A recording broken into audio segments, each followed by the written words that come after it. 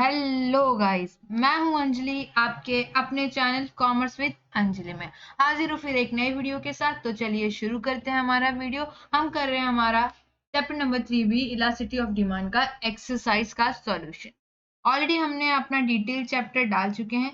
यहाँ आपको आई बटन पे मिल जाएगा, आप वहाँ क्लिक करके डिटेल वीडियो देख सकते हैं। अगर आपने अब तक सब्सक्राइब नहीं किया है तो सब्सक्राइब जरूर कर रहे हैं और अपने दोस्तों के साथ ये वीडियो जरूर शेयर करें ताकि आप एक साथ पढ़ पाए और आगे बढ़ पाए। आगे बढ़ते हैं हमारे क्वेश्चन नंबर 1 की तरफ। Complete the following statement. Price elasticity of demand on linear demand curve at the x axis क्या होता है? 0 होता है, 1 होता है, इन्फिनिटी होता है, लेस देन 1 होता है। एग्जैक्टली क्वेश्चन में ये बोला है कि हमारा लीनियर डिमांड कर्व कैसा होता है। पढ़ा होगा आपने, अगर अब तक नहीं देखा तो आप वीडियो जरूर जाके देखें। ये हमारा लीनियर डिमांड कर्व है। यहाँ पे 4 पॉइंट होते हैं, ए बी, ठीक है, सी डी और ये बीच का ई मान लीजिए। ठीक है, ये हमारा ए बी सी और डी। तो उन्होंने बोला कि जो एक्स एक्सिस पे होता है हमारा ये क्या है, वाई एक्सिस, ये हमारा एक्स एक्सिस। जो एक्स एक्सिस पे है वो क्या होता है, तो एक्स एक्सिस पे क्या होता है, 0 होता है और वाई पे इनफाइनाइट होता है। आगे वाले क्वेश्चन में आएगा वो भी। तो ये हमारा पहला आंसर क्या होगा, 0 इज द करेक्ट ऑप्शन। आगे है हमारा price elasticity of demand on linear demand curve at the Y axis equal to infinite. Infinity हमारा ये आंसर होता है। ठीक है, क्या होता है, इन्फिनिटी होता है। आगे बढ़ते हैं, demand curve is parallel to X axis. जब हमारा डिमांड कर्व क्या होता है, पैरेलल होता है एक्स एक्सिस के, तो क्या होता है, हमारा परफेक्टली इलास्टिक डिमांड। मतलब क्या, डिमांड में चेंज होता है और प्राइस में कोई चेंज नहीं होता। ठीक है, when percentage change in quantity demanded is more than the percentage change in price, the demand curve is। जब मेरा क्वांटिटी डिमांड ज्यादा से चेंज हो रहा है और प्राइस कम से चेंज हो रहा है, यानी कि कुछ ऐसा।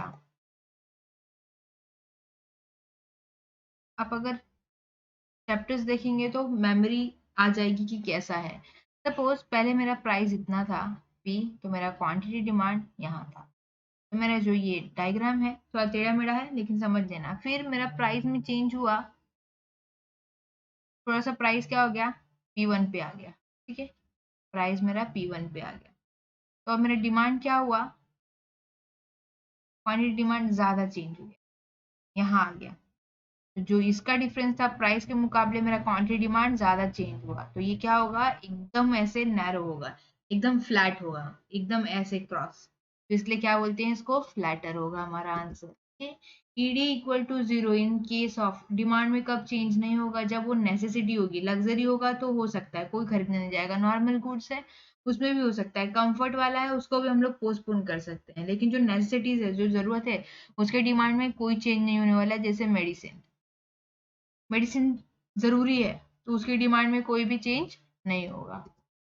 तो ऐसे केस में क्या होगा, हमारा डिमांड इक्वल टू 0 होता है। ठीक है, नेक्स्ट क्वेश्चन है हमारा, यू इकोनॉमिक टर्म्स। हमको क्या करना है भाई, नेम करना है, यानी क्या करना है, नामकरण करना है। Degree of responsiveness of quantity demand to change in the income only. हमको क्या करना है, बताना है कि भाई ये जो स्टेटमेंट है वो किस बारे में बात कर रहा है। Degree of responsiveness of quantity demanded to change in income only. मतलब क्या होता है, इनकम की वजह से अगर क्वांटिटी डिमांड में चेंज होता है तो वो मेरा क्या होगा, इनकम इलास्टिसिटी ऑफ डिमांड। ठीक है, degree of responsiveness of change in quantity demand of one commodity due to change in the price of another commodity. मतलब क्या, सब्सिट्यूट गुड्स और कंपोजिट कॉम्प्लीमेंट्री गुड्स, ये दोनों में अगर कोई भी चेंज होता है एक की वजह से दूसरे वाले प्रोडक्ट में, तो क्या हो जाता है, मेरा क्रॉस इलास्टिसिटी ऑफ डिमांड हो जाता है। ठीक है, degree of responsive of change of commodity demanded of goods to change in its price. Price की वजह से अगर चेंज होगा तो प्राइस इलास्टिसिटी ऑफ डिमांड होगा। ठीक है, elasticity of resulting, elasticity resulting from infinite change in quantity demand. मतलब क्वांटिटी डिमांड में बहुत ज्यादा चेंज हो रहा है तो क्या होगा, परफेक्टली इलास्टिक डिमांड।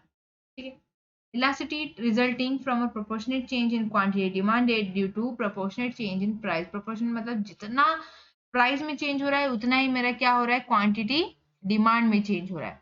तो दोनों मतलब इक्वल है, तो क्या होगा, यूनिटरी इलास्टिक डिमांड। आगे बढ़ते हैं हमारे क्वेश्चन नंबर 3 की तरफ। Complete the correlation. पहला है perfectly elastic demand. Perfectly elastic demand, demand का सिंबल क्या है, इलास्टिसिटी ऑफ डिमांड क्या है, इनफाइनाइट है। नेक्स्ट हमको बताना है ईडी इक्वल टू 0 कब होता है, जब वो परफेक्टली इन इलास्टिक होता है, मतलब प्राइस में कुछ भी हो जाने दो चेंज, हमारा ईडी नहीं चेंज होने वाला है। जैसे मैंने एग्जांपल लिया मेडिसिन का प्राइस कितना भी बढ़ जाएगा लोग खरीदेंगे क्योंकि उसकी जरूरत है, उसकी नेसेसिटी है। रेक्टेंगुलर हाइपरबोला, अगर steeper demand curve relatively in elastic demand का है तो हाइपरबोला यानी कि ऐसे कर्व किसका है, देखते हैं। हमारा यूनिटरी इलास्टिक डिमांड का, दोनों क्या होगा, इक्वल होगा, जितना प्राइस में चेंज उतना ही क्वांटिटी डिमांड में change. Straight line demand curve linear demand curve होता है, तो नॉन लीनियर डिमांड कर्व क्या है, हमारा कॉन्वेक्स डिमांड कर्व, ठीक है, उसका another name. Pen and ink क्या है, कॉम्प्लीमेंट्री है, टी और कॉफी जैसे सब्सिट्यूट से पेन और इंक क्या है, कॉम्प्लीमेंट्री गुड्स है, मतलब एक के ऊपर डिपेंड रहने वाले, एक की वजह से दूसरे का जो डिमांड है वो इफेक्ट होता है। रेशियो मेथड, हमारा रेशियो मेथड का फॉर्मूला है इलास्टिसिटी ऑफ डिमांड निकालने का, percentage change in quantity demanded divide by percentage change in price. Lower segment divide by upper segment किसका है, पॉइंट और जियोमेट्रिक मेथड का, ठीक है। आगे पढ़ते हैं, हमारे क्वेश्चन नंबर 4। हमको क्या करना है, assertion and reasoning type question है। इसमें हमको करना क्या रहता है, हमको असर्शन दिया रहेगा, एक मतलब सेंटेंस दिया रहेगा और उसका एग्जैक्ट पॉइंट में उसको एक्सप्लेन किया रहेगा रीजनिंग में। तो हमको ये बताना है कि वो करेक्ट है या नहीं। अगर जो भी ऑप्शन दिए, जैसे यहाँ पे 4 ऑप्शन दिए, ए सेकंड फर्स्ट थर्ड फोर्थ, ये सब क्या है, ऑप्शन दिए, जिसमें हमको क्या करना रहता है, करेक्ट ऑप्शन चुनना रहता है। तो हमारा असर्शन ये है, elasticity of demand explain that one variable is influenced by another variable. Elasticity of demand क्या बोलता है कि एक वेरिएबल की वजह से दूसरे वेरिएबल में क्या होता है, चेंज होता है। अब ये वेरिएबल क्या है, प्राइस और डिमांड, ठीक है। अब प्राइस इनकम भी हो सकता है, टेस्ट प्रेफरेंस भी हो सकता है, ठीक है। रीजनिंग में दिया है, the concept of elasticity of demand indicates the effect of price and change in other factor on demand. तो क्या इसका करेक्ट ऑप्शन है, करेक्ट एक्सप्लेनेशन है क्या, नहीं, इसका करेक्ट एक्सप्लेनेशन नहीं। तो हमको दिया ऑप्शन चुनना है कि फर्स्ट है हमारा ए, जो असर्शन है वो क्या है, ट्रू है, बट आर इज फॉल्स, नहीं, आर भी करेक्ट है लेकिन करेक्ट एक्सप्लेनेशन नहीं है। A is false but R is true, मतलब क्या, असर्शन सही है, गलत है, और आर हमारा सही है, ये भी गलत है। Both A and R are true and R is the correct explanation of A, correct explanation तो नहीं, ठीक है। यहाँ पे प्राइस के अलावा और भी फैक्टर्स आने चाहिए थे। Both A and R true and R is not the correct explanation, ये करेक्ट ऑप्शन है, यानी हमारा फोर्थ ऑप्शन क्या है, करेक्ट ऑप्शन। आगे बढ़ते हैं नेक्स्ट असर्शन की तरफ। अ change in quantity demanded of one commodity, मतलब किसी भी कमोडिटी का जो डिमांड है वो चेंज हो रहा है due to change in the price of other commodity is cross elasticity, ये क्रॉस इलास्टिसिटी कहलाएगा अगर प्राइस की वजह से दूसरे क्वांटिटी डिमांड में चेंज हो रहा है। अब उसका रीजनिंग दिया है, change in consumer income leads to change in the quantity demanded, ये तो भाई इनकम इलास्टिसिटी ऑफ डिमांड का मीनिंग दे दिया। और यहाँ पे इस क्रॉस इलास्टिसिटी नहीं होगा, प्राइस की वजह से नहीं, अदर सब्स्टिट्यूट गुड्स की वजह से अगर चेंज होता है तो होता है, ठीक है। तो यहाँ पे हमारा ऑप्शन है correct, both A and R true, मतलब ये ट्रू अब तो है, ठीक है, लेकिन R is not the correct explanation of, ठीक है। आगे बढ़ते हैं थर्ड असर्शन की तरफ, degree of price elasticity is less than 1, जब मेरा इलास्टिसिटी ऑफ डिमांड क्या होता है, लेस देन 1 होता है, क्या होता है, लेस देन 1 होता है in case of relative elastic demand, correct है। Change in demand is less than the change in price, का मतलब ये है कि भाई जो डिमांड में चेंज हो रहा है वो कम है जितना प्राइस से चेंज हो रहा है, ये भी करेक्ट है। इसलिए क्या हमारा पहला ऑप्शन यानी both A and R true and R is the correct explanation of A is the correct option. आगे बढ़ते हैं, हमारा नेक्स्ट है क्वेश्चन नंबर 5, डिस्टिंग्विश बिटवीन करना है हमको। हमको करना है कि इसका relatively elastic demand and relatively in elastic demand. तो रिलेटिवली इलास्टिक डिमांड और रिलेटिव इन इलास्टिक में दोनों में डिफरेंस क्या है देख लेते हैं। In this case the change in price leads to proportionate change, large change in the quantity demanded, क्या होता है, जितना प्राइस में चेंज होता है उसके हिसाब से क्वांटिटी डिमांड क्या होता है, ज्यादा चेंज, ठीक है। It present a flatter demand curve, ये भी एक अपना अनदर है, ये पहला हुआ, ये दूसरा हुआ, ठीक है। और फिर रिलेटिवली इन इलास्टिक में क्या होता है, in this case the change in price leads to proportionate less change in the quantity demand. इसमें क्या होता है, प्राइस में अगर चेंज हो रहा है तो ज्यादा फर्क नहीं पड़ता है क्वांटिटी डिमांड में, और ये प्रोडक्ट ऐसे हैं कि अगर प्राइस में थोड़ा चेंज हुआ ना तो क्वांटिटी डिमांड में क्या होगा, ज्यादा चेंज होगा, वो पूरा हिल जाएगा। ठीक है, ये क्या होता है, स्टीपर होता है, यानी थोड़ा कम झुका हुआ होता है, और ये क्या होता है, पूरा फ्लैट होता है। समझ में आ रहा है? आगे बढ़ते हैं आगे की तरफ, दोनों डायग्राम भी आपको बनाना है। थर्ड हमारा क्या होगा, डायग्राम होगा। नेक्स्ट देख लेते हैं, symbolically it represent as, ED क्या है हमारा, greater than 1। Symbolically it presented as, ED हमारा क्या है, लेस देन। तो फॉर एग्जाम्पल यहाँ पे लिया है 50% fall in price leads to 100% rise in quantity demanded. अगर 50% से प्राइस बढ़ रहा है तो 100% से मेरा क्वांटिटी डिमांड में चेंज होगा, और ठीक उसका उल्टा ही, अगर 50% से प्राइस बढ़ रहा है तो 25% से ही क्वांटिटी डिमांड क्या होगा, कम होगा, ज्यादा फर्क नहीं पड़ेगा। ठीक है, आगे बढ़ते हैं नेक्स्ट क्वेश्चन की तरफ। Perfectly elastic demand and perfectly inelastic demand में हमको डिफरेंस बताना है। ऐसे क्वेश्चन ज्यादा आते हैं एग्जाम में, तो फोकसली आप इसको कर सकते हैं। Perfectly elastic demand, perfectly inelastic demand. It implies that the demand is infinitely responsive to any change in the price of the goods. हालांकि ऐसा होता नहीं है। The perfectly elastic demand curve is parallel to the O X axis, यानी X axis के parallel होता है। इसमें क्या होता है, प्राइस के जो डिमांड है वो क्या होता है, इनफाइनाइट चेंज करता है, मतलब वो पूरा जाता है। ठीक है, it implies that demand is completely unresponsive to change in the price of goods. The perfectly elastic demand curve is parallel to the O Y axis, यानी वाई एक्सिस के पैरेलल होता है। ये हमारा एक्स एक्सिस है, ये हमारा Y axis. ये देखो ये क्या हो रहा है, पैरेलल है किसके, एक्स एक्सिस के, करेक्ट। तो इसका क्या होता है, मतलब हमारा प्राइस में कुछ चेंज होना हो, डिमांड क्या होता है, अपना बढ़ता जाता है, और यहाँ पे प्राइस में चेंज हो, क्या होगा, डिमांड मेरा उतना ही रहने वाला, बढ़ने वाला नहीं। आगे बढ़ते हैं, इसको symbolically ED equal to infinite, और सिंबॉलिकली इसको रिप्रेजेंट करते हैं ईडी इक्वल टू 0। जैसे एग्जांपल दिया, 10% फॉल इन प्राइस में lead to infinite rise in demand. देखो 10% से प्राइस कम किया, उसका डिमांड बढ़ गया, ऐसे एकदम बढ़ता ही चला गया। हालांकि वैसे नहीं होता है। For example 20% fall in price will have no effect on quantity demand. अगर प्राइस कितना भी बढ़ा दो या कम कर दो तो डिमांड में कोई चेंज नहीं होने वाला। डिमांड अगर यहाँ है तो वो यहीं रहने वाला है, प्राइस यहाँ से यहाँ पहुंच जाए। ठीक है, आगे बढ़ते हैं क्वेश्चन नंबर 6 पे। Answer the following question, explain the factor influencing elasticity of demand. हमको करना क्या है, ऐसे फैक्टर्स लिखने हैं जो इन्फ्लुएंस करते हैं हमारे इलास्टिसिटी ऑफ डिमांड को, और इसमें हमको क्या करना पड़ेगा, ये डिटेल आंसर है तो सबसे पहले हम लिखेंगे क्या, हमारा मीनिंग। आंसर लिखने का तरीका है ये, पहले हमको लिखना पड़ेगा मीनिंग। तो हमको मीनिंग में लिखना है कि इलास्टिसिटी ऑफ डिमांड है क्या।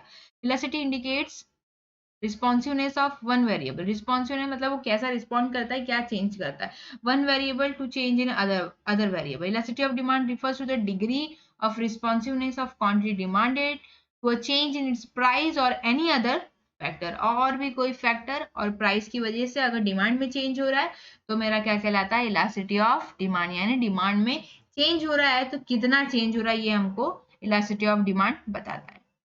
डेफिनेशन है हमारा according to professor martial.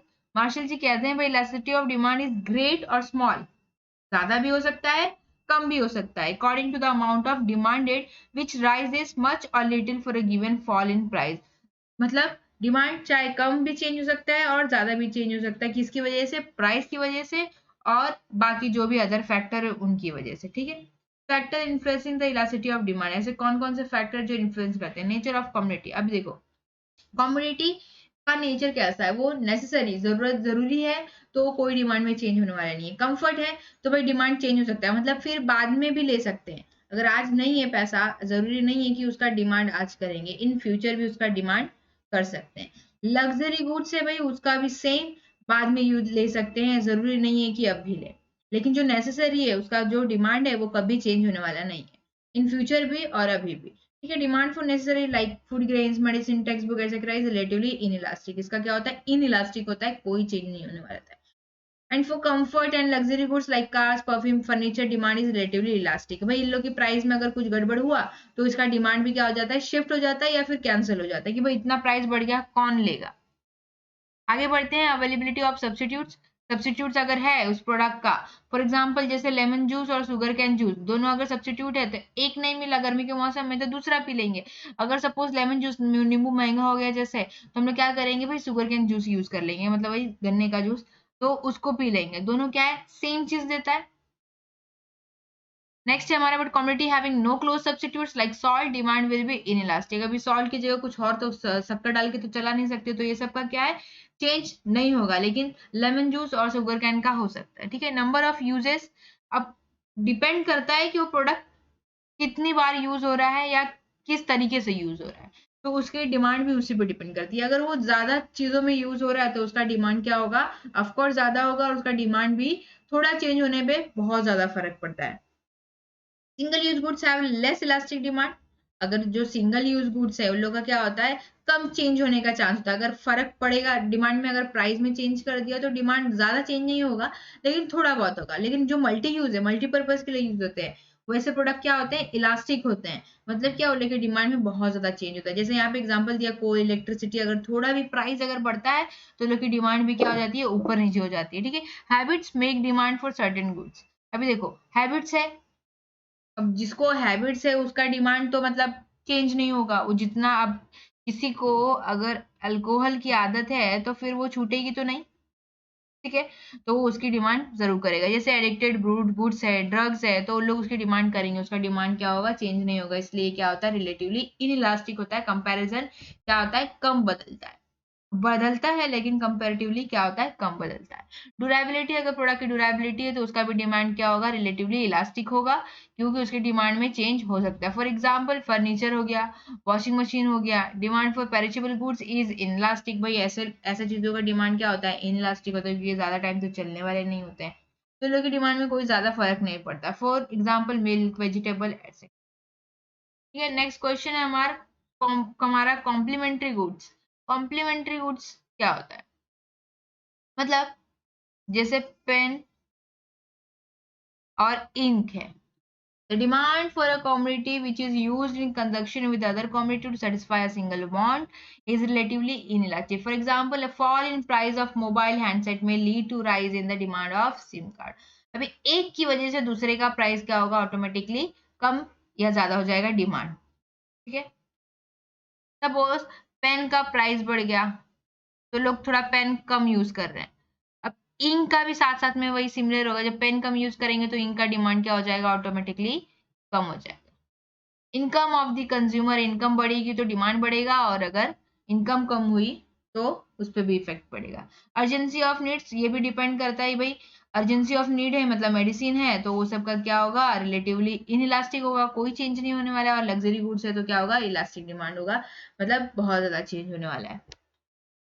Next question है हमारा, explain the total outlay method of measuring elasticity of demand. Total outlay method, total expenditure method. सबसे पहले हमको क्या करना पड़ेगा, टोटल आउटले मेथड क्या है उसको बताना पड़ेगा, फिर उसके अगर फॉर्मूला है तो वो लिखना पड़ेगा, और डिटेल में उसको स्टडी करनी पड़ेगी। तो हमको आंसर इस तरीके से लिखना है, पहले हम लिखेंगे हमारा meaning. The total outlay method is also known as the total expenditure method, को और क्या बोलते हैं, टोटल एक्सपेंडिचर मेथड। अब एक्सपेंडिचर से ही पता चलता है कि हमको ये एक्सपेंडिचर के बारे में ही कुछ ना कुछ कैलकुलेशन करना है। This method was developed by professor martial.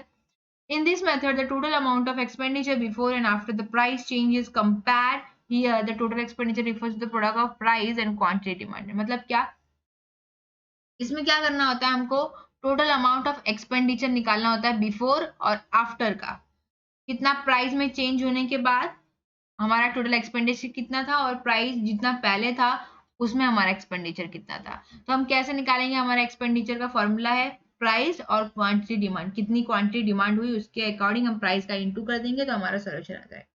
ठीक है, हमको तीन चीजें मेन याद रखनी है, यहाँ पे ए बी सी दिया हुआ है, यही तीन फैक्टर में हमको आंसर निकालना होता है। यहाँ पे relatively elastic demand, unitary elastic demand और रिलेटिवली इनइलास्टिक डिमांड, यही तीन आंसर आएंगे यहाँ पे। ठीक है, पहला हमारा ईडी क्या होना चाहिए, ग्रेटर देन 1 होना चाहिए, ईडी इक्वल टू 1 होना चाहिए और ईडी लेस देन 1 होना चाहिए। ठीक है, when with the given change to the price of a commodity, total outlay increases, the elasticity of demand is greater than 1. क्या कि जब प्राइस चेंज होने के बाद, अगर मतलब प्राइस चेंज होने के बाद given change the price of commodity total outlay increase, अगर प्राइस में चेंज होने के बाद जो पहले था मतलब बिफोर वाला था और आफ्टर वाला था, आफ्टर वाला ज्यादा है पहले के, मतलब यहाँ 100 है तो यहाँ 110 है, तो ये मेरा क्या होगा, ईडी ग्रेटर देन 1 कहलाएगा। ठीक है, अब दोनों इक्वल है यानी 100 और 100 है तो मेरा यूनिटरी इलास्टिक डिमांड हो गया। रिलेटिवली इलास्टिक डिमांड मतलब when with the given change in the price of commodity total outlay क्या है मेरा, कम है, decreases, मतलब यहाँ 100 था अब यहाँ 90 हुआ प्राइस चेंज होने के बाद, तो ये मेरा क्या होगा, ईडी लेस देन। हम सब में देख लेते हैं, हमको क्या करना है, अपने शेड्यूल बनानी है। This can be explain with the help of the following example, हमको एग्जांपल दिया हुआ है, हमको उसके अकॉर्डिंग क्या करना है, सॉल्व करना है। तो प्राइस इन रुपीज, ठीक है, P, quantity demand in units Q, total outlay P into Q, यानी दोनों का हमको क्या करना है, प्राइस और क्वांटिटी डिमांड का इंटू करना है। ठीक है, हमारा प्रोडक्ट है ए, प्रोडक्ट बी, प्रोडक्ट सी। ठीक है, पहले मेरे प्रोडक्ट का प्राइस कितना था 10, ठीक है, तो क्वांटिटी डिमांड कितना था 6। अब मेरा प्रोडक्ट का प्राइस हो गया 20, तो मेरा क्वांटिटी डिमांड कितना हो गया 5। 10 इंटू 6 किया 60 और 20 इंटू 5 किया 100। अब हम क्या करेंगे, इन दोनों को कंपेयर करेंगे। ठीक है, पहले क्या हुआ, मेरा प्राइस कम था और अब इंक्रीज हो गया, तो यानी पहला वाला केस हमारा ईडी ग्रेटर देन 1 होगा, यानी मेरा ईडी ग्रेटर देन 1, यानी मेरा क्या हो रहा है, यहाँ पे हमारा दिया हुआ था रिलेटिवली इलास्टिक डिमांड हो रहा है, मतलब चेंज हो रहा है। ठीक है, relatively elastic demand.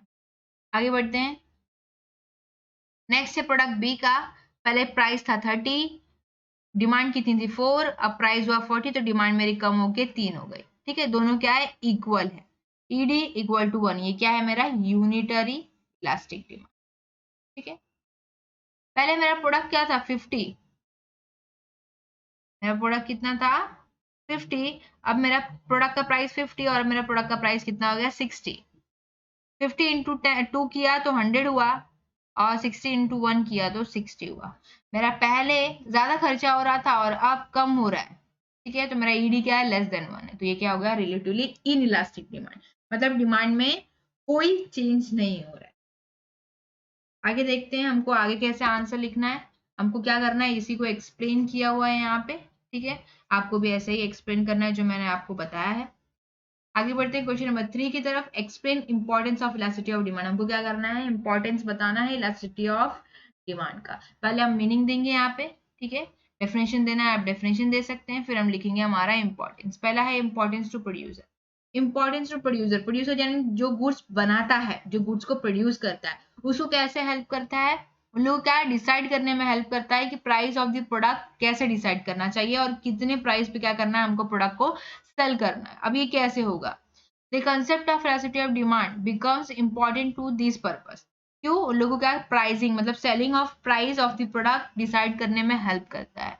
If the producer is producing commodity whose demand is relatively inelastic, मतलब अगर प्रोड्यूसर ऐसा कोई प्रोडक्ट बना रहा है जिसका डिमांड में कोई चेंज नहीं होने वाला है, कितना भी प्राइस हाई प्राइस वो कर दे, तो क्या करेगा, वो हाई प्राइस डिसाइड करेगा अपने प्रोडक्ट के लिए।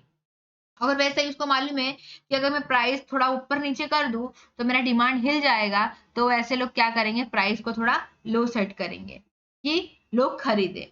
तो ये जो elasticity of demand is also useful to monopolist to practice price discrimination. अब देखो मोनोपोलिस्ट जो होते हैं, जो जिनका अपना अकेले का एक होता है, वो लोग क्या करते हैं, डिस्क्रिमिनेशन करते हैं, यानी एक प्रोडक्ट के लिए, सेम प्रोडक्ट के लिए एक जन से अलग प्राइस का चार्ज करेंगे और दूसरे के लिए अलग चार्ज करेंगे। इंपॉर्टेंस टू गवर्नमेंट, गवर्नमेंट के लिए कैसे हेल्पफुल है, ये क्या करता है, हमको हेल्प करता है गवर्नमेंट को टैक्सेशन पॉलिसी में, कि कितना कौन सी कॉमोडिटी पे कितना हमको टैक्स लगाना है, कितनी जीएसटी आज का है ना, गुड्स एंड सर्विस टैक्स। तो अगर ऐसा कोई प्रोडक्ट है जिसका डिमांड में कोई चेंज नहीं होने वाला है, तो ऐसे प्रोडक्ट पे क्या करेगी, गवर्नमेंट भी अपना टैक्स लगाएगी। समझ में आ रहा है, ज्यादा टैक्स लगाएगी क्योंकि उसको पता है कि इससे उसकी डिमांड में कोई फर्क नहीं पड़ने वाला।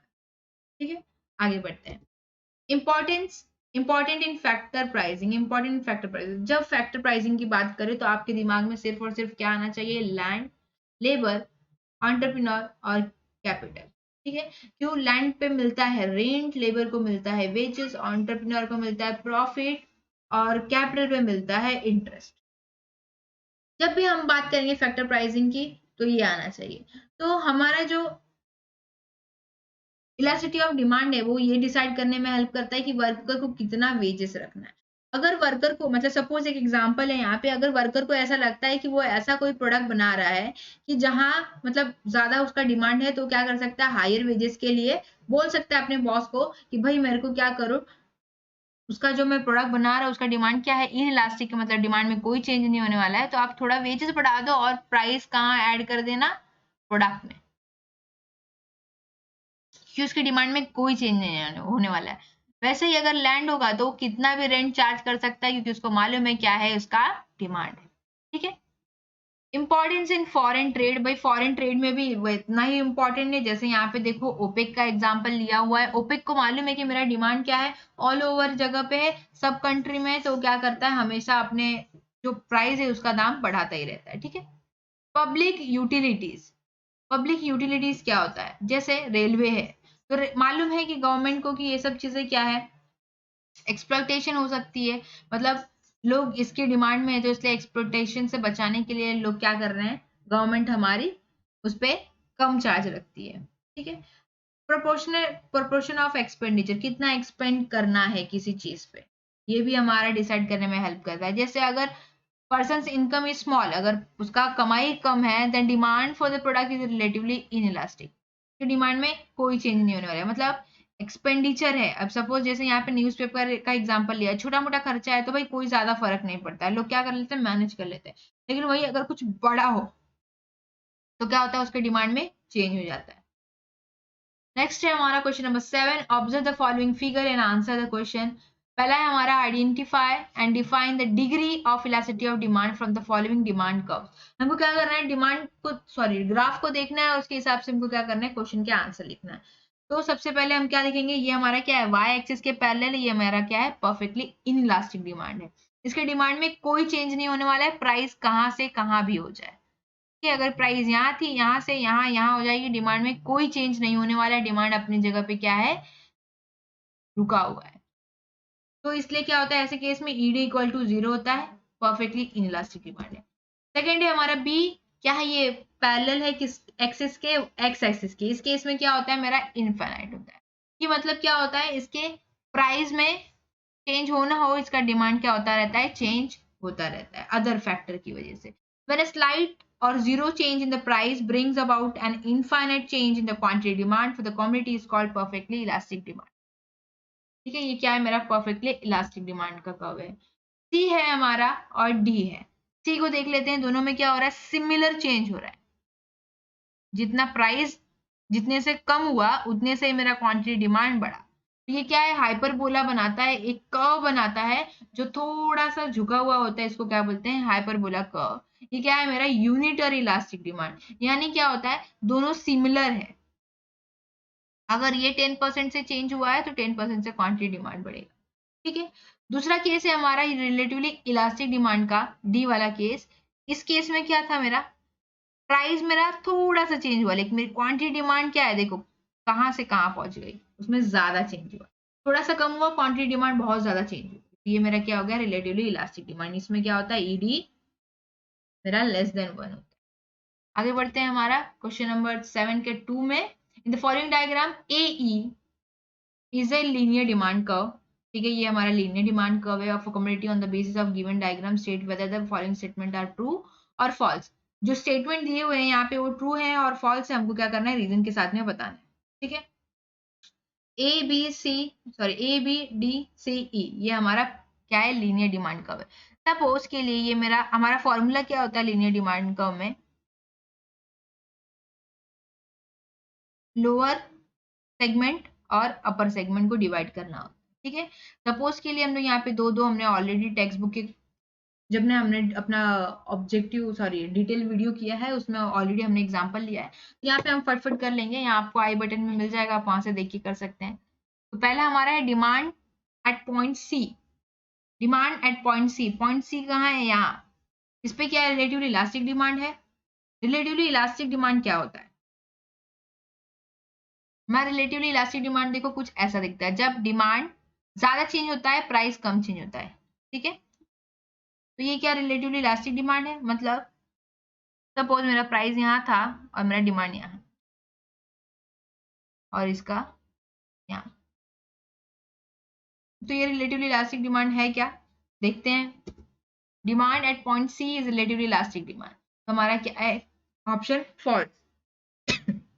ये रिलेटिवली इनइलास्टिक डिमांड, क्योंकि the length of the lower segment is less as compare to the upper segment at point C, therefore ED less than 1, thus at point C demand is relatively inelastic। हमारा क्या है यहाँ पे, demand क्या है, inelastic है। Demand at point B is unitary elastic demand, point B पे हमारा क्या है, डिमांड inelastic है। करेक्ट स्टेटमेंट है हमारा, demand at point B is relatively elastic demand, B पे, पॉइंट B पे हमारा क्या है, रिलेटिवली इलास्टिक डिमांड है। आप देख सकते हैं यहाँ पे यूनिटरी में क्या होता है, दोनों सेगमेंट बराबर होने चाहिए, यानी ये डी पे क्या होगा, ये यूनिटरी इलास्टिक डिमांड होगा।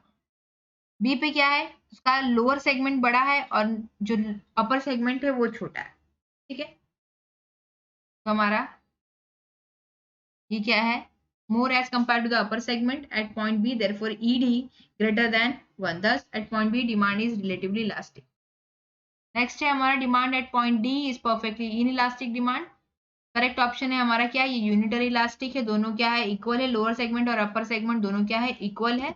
और नेक्स्ट है हमारा, demand at point A is perfectly elastic demand, perfectly elastic demand है, ट्रू है भाई, क्योंकि इसके ऊपर कुछ नहीं होगा। Segment is zero at point A, therefore ED infinite, thus at point A demand is perfectly elastic, ये हमारा करेक्ट ऑप्शन। तो आज के लिए बस इतना ही, तब तक के लिए do like, share and comment. If you enjoy the content of this video, click the subscribe button so you can receive more content like this.